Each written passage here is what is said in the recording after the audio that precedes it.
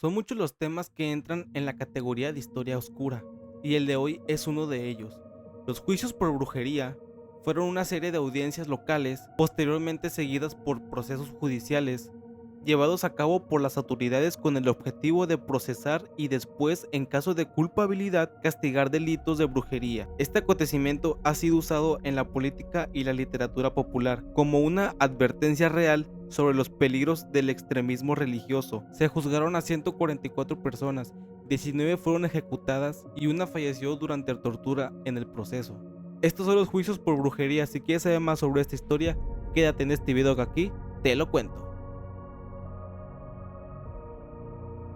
Todo comenzó durante el periodo medieval, donde había una creencia generalizada en la magia en toda la Europa cristiana. La Iglesia Católica Romana medieval, que en ese entonces dominaba una gran parte del continente europeo, dividió la magia en dos formas: la magia natural, que era aceptable porque se consideraban los poderes en la naturaleza que fueron creados por Dios, y la magia demoníaca, que estaba mal vista y era asociada con la demonología. En los siglos XIV y XV, el concepto de bruja en la cristiandad sufrió un cambio relativamente radical. Ya no se veían a las brujas como hechiceros, sino como que habían sido engañados por el diablo para practicar magia que iba en contra de los poderes de Dios. En cambio, se convirtieron en malévolos adoradores del diablo, que habían hecho pactos con él en los que tenían que renunciar al cristianismo y dedicarse al satanismo. Como parte de esto, se creían que ganaban nuevos poderes sobrenaturales, que les permitían hacer magia que usarían en contra de los cristianos. Toda esta ideología comenzó a mezclarse con la persecución de los herejes, que son llamadas así a las personas que niegan algunos de los dogmas establecidos en una religión. Entonces el comienzo de la caza de brujas como un fenómeno en su propio derecho se hizo evidente durante la primera mitad del siglo XV en el sureste de Francia y el oeste de Suiza. Aquí la causa de eliminar a las supuestas brujas satánicas de la sociedad fue tomada por varios individuos. Claude Toloshan, por ejemplo, había intentado eliminar a más de 200 personas acusándolas de brujería. Las grandes cacerías empezaron por primera vez en 1609, pero el apogeo de los juicios de brujas en Europa fue entre 1560 y 1630. Durante este periodo se llevaron a cabo los juicios de brujas más grandes de Europa. Algunos ejemplos: los juicios de brujas de Trier de 1581 a 1593. Otros fueron los juicios de brujas de Fulda de 1603 a 1606.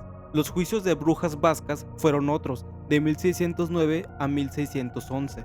El juicio de brujas de Windsburg fue de 1626 a 1631, y los juicios de brujas de Bamberg fueron de 1626 a 1631. Ojo, estas fechas son épocas donde fue mayor el apogeo por los juicios por brujería en toda Europa. ¿Qué les pasaba a las personas que eran acusadas? La sentencia para un individuo declarado culpable de brujería durante este tiempo y en siglos anteriores generalmente incluía la quema en la hoguera o ser probado con la prueba de agua fría, o en latín judicium aquae frigidae. Las personas acusadas que se ahogaron eran consideradas inocentes y las autoridades eclesiásticas las proclamaban traídas de vuelta, pero los que flotaban eran considerados culpables de practicar brujería y también quemados en la hoguera o ejecutados de manera cruel. Por un lado, los juicios de brujería habían comenzado a desvanecerse en gran parte de Europa a mediados del siglo XVII, y por otro lado, los juicios de las brujas de Salem fueron un breve estallido de histeria de brujas en el Nuevo Mundo. Aquí ya estamos hablando de Norteamérica, que apenas empezaba. En cambio, esta práctica ya estaba acabando en Europa.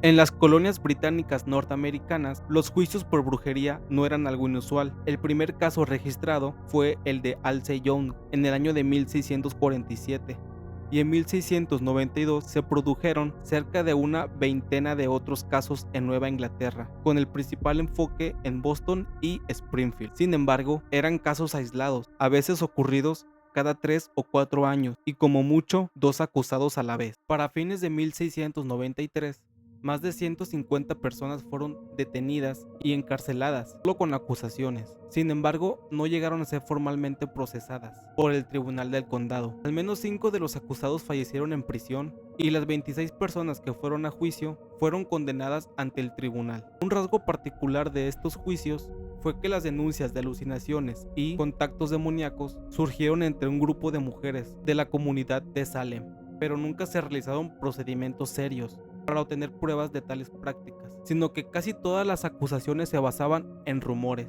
Los propios jueces se dejaron llevar por la histeria religiosa de la comunidad de Salem, formada mayormente por puritanos que exigían condena a las presuntas brujas. Los juicios comenzaron con las acusaciones de Betty Parris, hija del reverendo Samuel Parris, y su prima Abigail Williams. Las primeras órdenes de arresto se firmaron el 29 de febrero de 1692 y 3 mujeres fueron arrestadas. Una fue Tituba, la otra fue Sarah Osborne y la última fue Sarah Good. Tituba era una esclava en la casa de los Parris. Sarah Osborne era una terrateniente que se había ganado el odio de sus vecinos a través de su escasez demostración sobre la fe ante la comunidad. Y Sarah Good era una indigente que se encontraba embarazada al momento de su arresto. La historia cuenta que Osborne y Good proclamaron su inocencia durante todo el proceso. El testimonio de Tituba fue lo suficiente como para condenar a las 3. Tituba buscaba con su testimonio alejar la atención del tribunal de su esposo John Indian, a quien algunos pobladores de Salem acusaban como uno de los que provocaban aflicciones entre los vecinos, o sea, el típico malacopa. Se dice que dentro de la pequeña comunidad de Salem existía una estricta conducta religiosa, en la cual cada persona vigilaba a sus vecinos y a su vez era vigilada por estos mismos, tanto en sus palabras y acciones, generando dudas y sospechas en caso de que su conducta no se ajustase a los parámetros religiosos puritanos.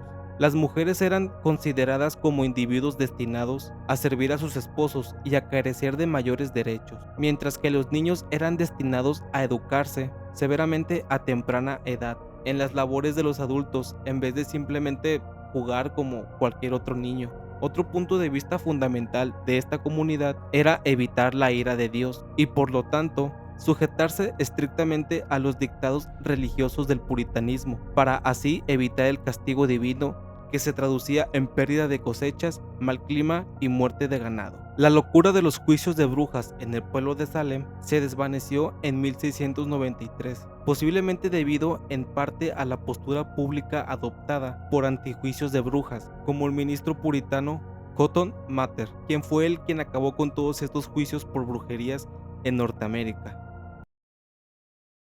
Y hasta aquí el video de hoy, amigos. Si te gustó, regálame tu like y suscríbete al canal para más contenido. Nos vemos en un próximo video. Cuídense mucho.